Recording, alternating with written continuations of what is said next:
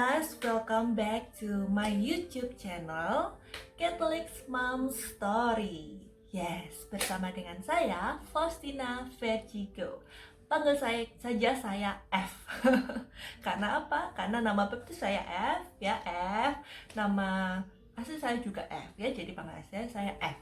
Nah, kita lanjutkan aja teman-teman perjalanan iman saya, my Catholic journey. Why Catholic gitu kan? Kenapa kok memilih Katolik ya? Kita udah membahas kemarin sampai saya dibaptis dewasa di tahun 2011 bersama dengan calon suami saya saat itu, yang di 2013 akhirnya puji Tuhan kita bisa menerima sakramen kedua kami, yaitu sakramen pernikahan ya. Itu saya terimakan di 2013 bulan Februari di gereja kelahiran Santa Perawan Maria, disingkat KELSAPA, di Surabaya, yang merupakan paroki saya.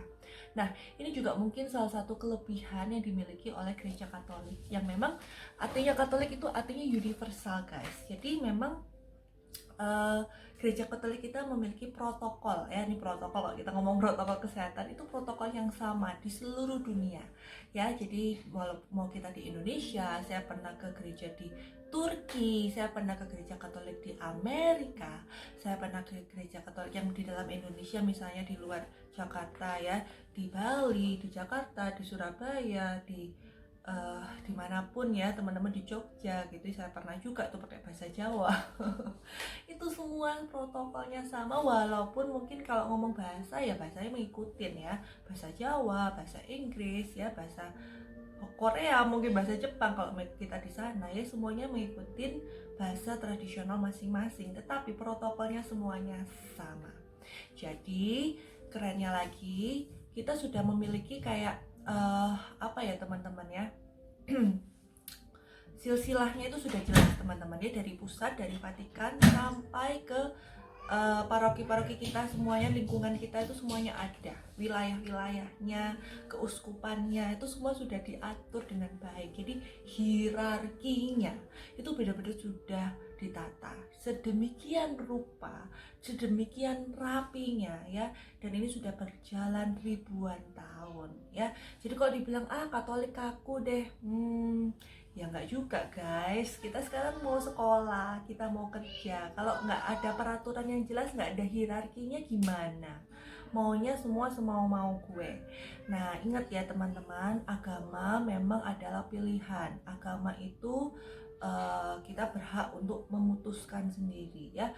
Walaupun kita pun sudah memeluk agama tertentu, itu juga kembali lagi kita mau nggak berdoa dengan rutin ya kan, mau nggak mengikuti ibadat-ibadatnya dengan baik, atau ya cuman kalau kita bilang kayak misalnya Katolik KTP gitu kan, yang cuman ada di KTP aja tapi kita tidak mengikuti dengan baik. Mungkin biasanya cuman saat acara besar nih, Paskah dan Natal ke gereja, lainnya udah enggak.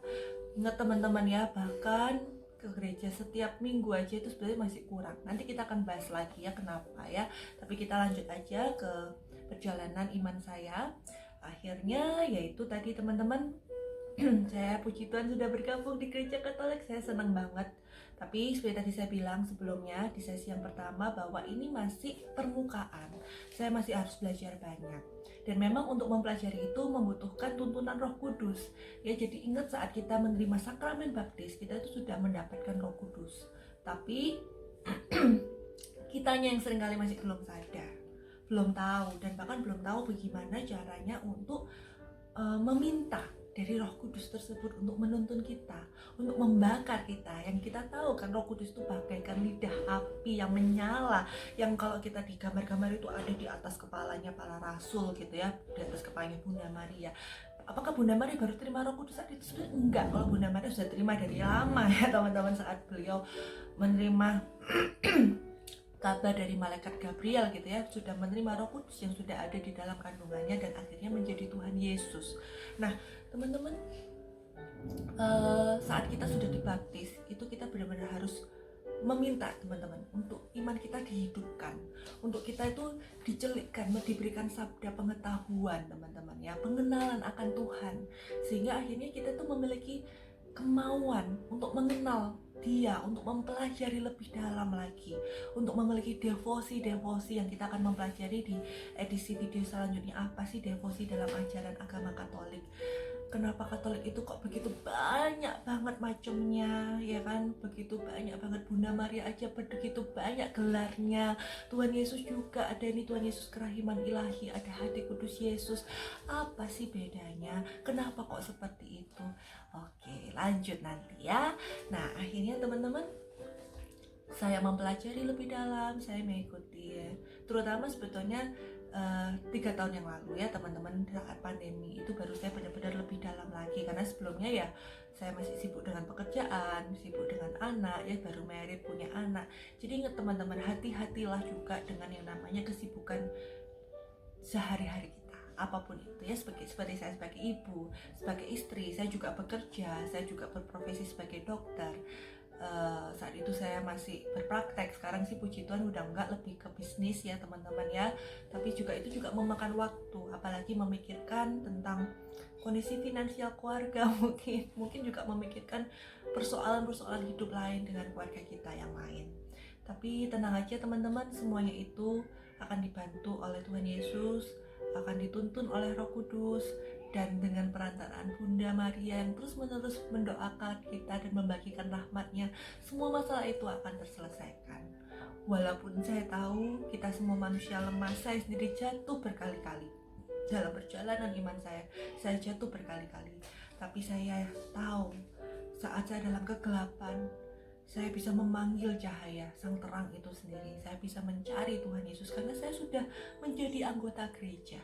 Walaupun saya belum menerima sakramen Krisma sampai tahun lalu ya, tahun lalu baru saya menerima sakramen Krisma bersama suami saya secara offline ya, karena nggak bisa ya online kan, karena kemarin memang karena pandemi saya menunda ya.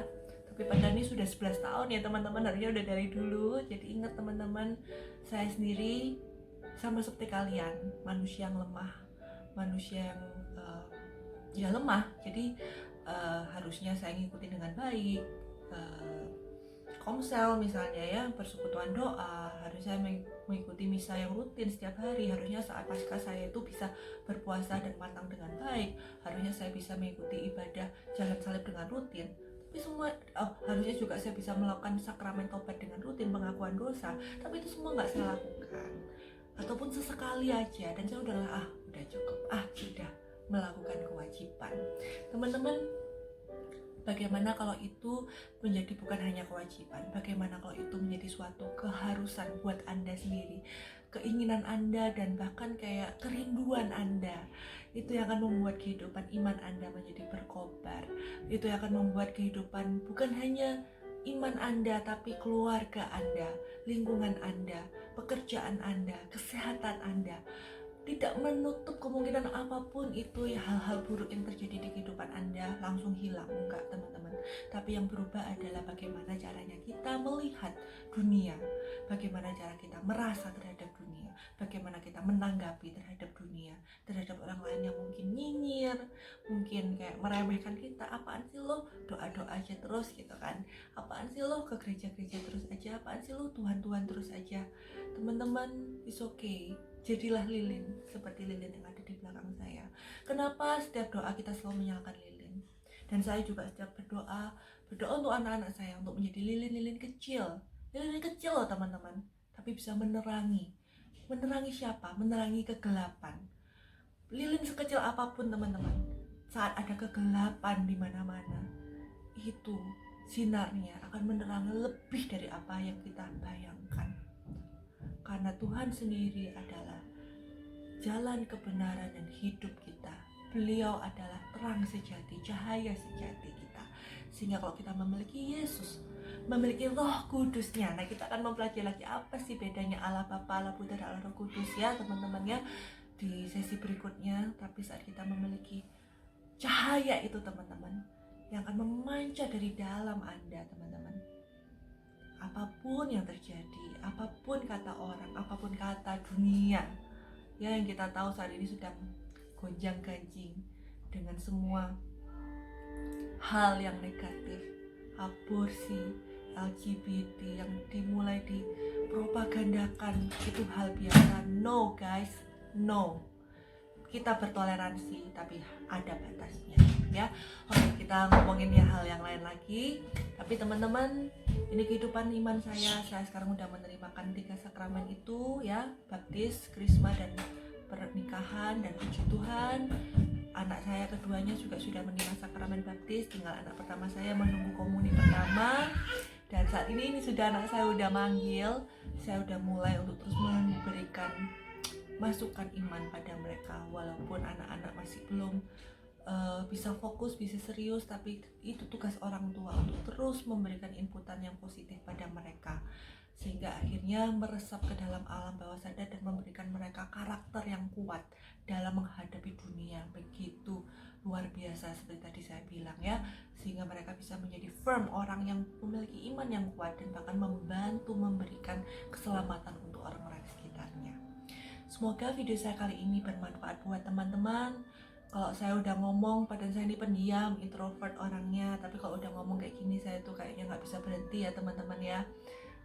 Sampai jumpa di sesi saya selanjutnya. Materi yang akan saya bahas tuh masih banyak banget, udah mulai saya catetin. Kayak tadi aja kita udah mau bahas ini, bahas itu. Tapi kalau teman-teman mungkin ada pertanyaan, ada tema-tema apa yang ingin kalian bahas lebih lanjut, ya boleh aja tinggalkan komen Anda. Saya Faustina Vertigo akan siap membantu Anda, teman-teman semuanya dimanapun kalian berada. Dan semoga video saya ini bisa memberkati teman-teman, menguatkan iman kalian. Buat kalian yang masih ragu-ragu, masih dalam persimpangan, atau mungkin kalian orang Katolik yang sudah suam-suam kuku ya guys, yang sudah Katolik, keluarganya Katolik, tapi kalian tidak mengimani iman Anda itu dengan baik, dengan penuh